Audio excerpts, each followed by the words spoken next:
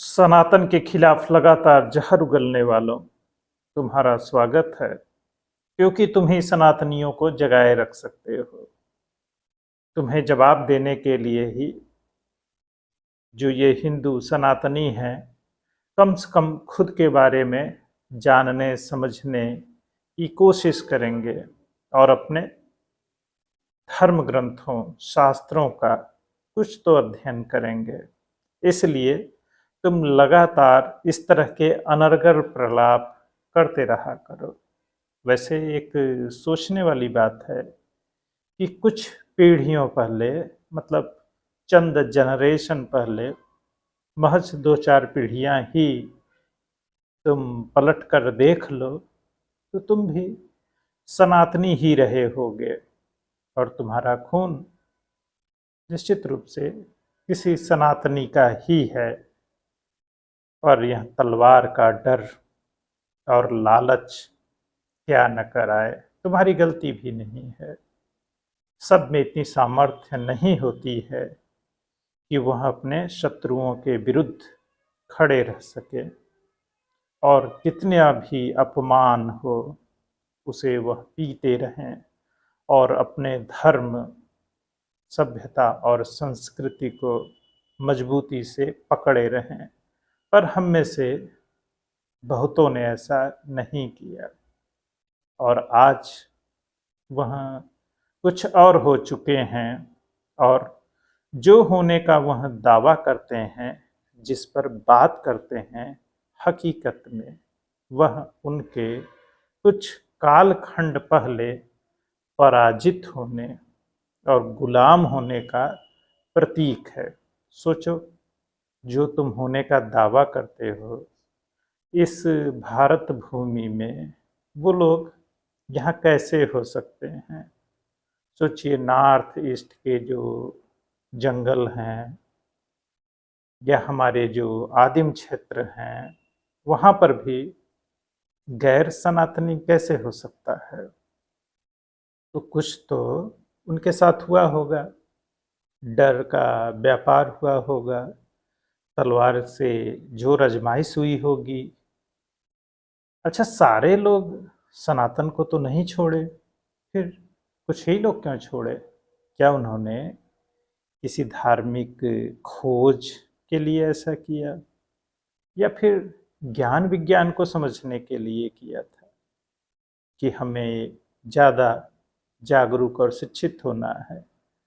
तो पता चलता है 2-4 किलो चावल ही उनके लिए पर्याप्त था अपने आत्मसम्मान और गौरव को त्यागने के लिए, और उन लोगों ने बड़ी सफलतापूर्वक उसे छोड़ दिया।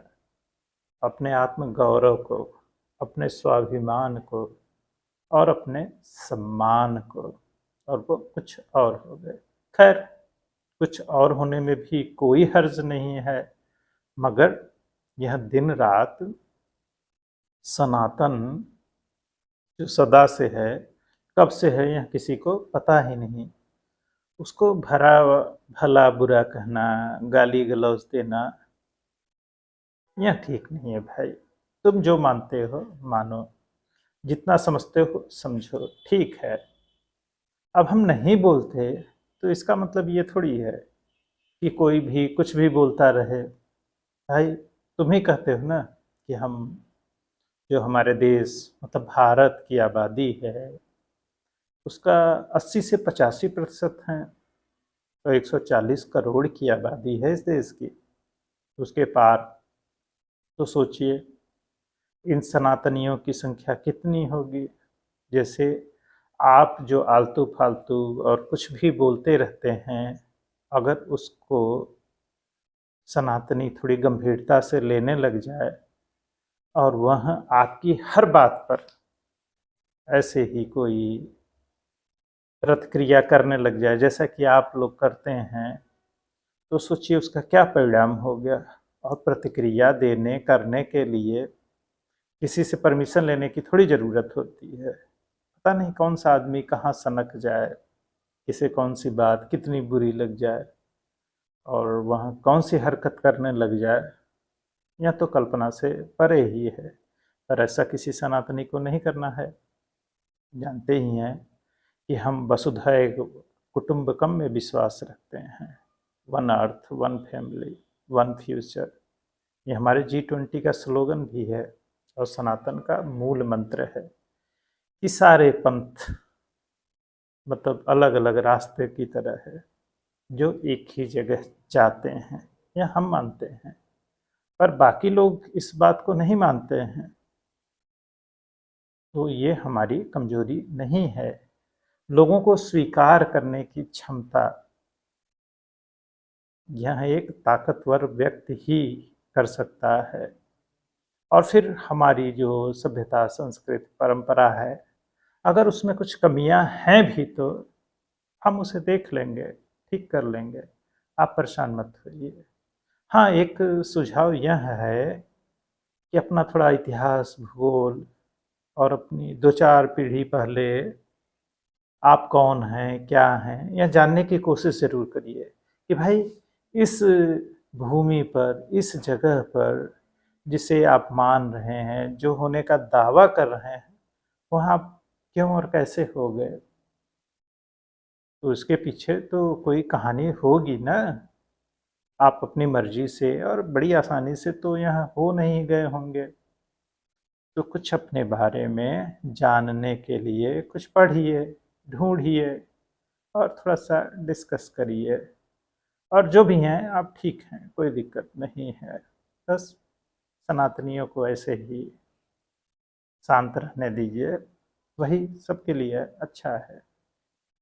और सुझाव भी है कि अब इंटरनेट के ज़माने में कोई भी कुछ भी बोलने को स्वतंत्र है। हम भी हैं, आप भी हैं, लेकिन हमें यह ध्यान तो रखना होगा ना कि हम एक दूसरे के विरुद्ध ऐसा कुछ न बोलें, और बोलना भी नहीं चाहिए। और हमें नहीं बोलना है, एक दूसरे का सम्मान करना है, और यह सह अस्तित्व ही हमें हमारा सनातन सिखाता है। और निश्चित रूप से बाकी लोगों को भी सिखाता ही है। उनका जो मानने का तरीका है, जिसे मानते हैं, जानते हैं, समझते हैं, तो उसको वैसे ही बेहतर तरीके से हम सब मानें और दूसरों के मामले में टांग ना अड़ाएं।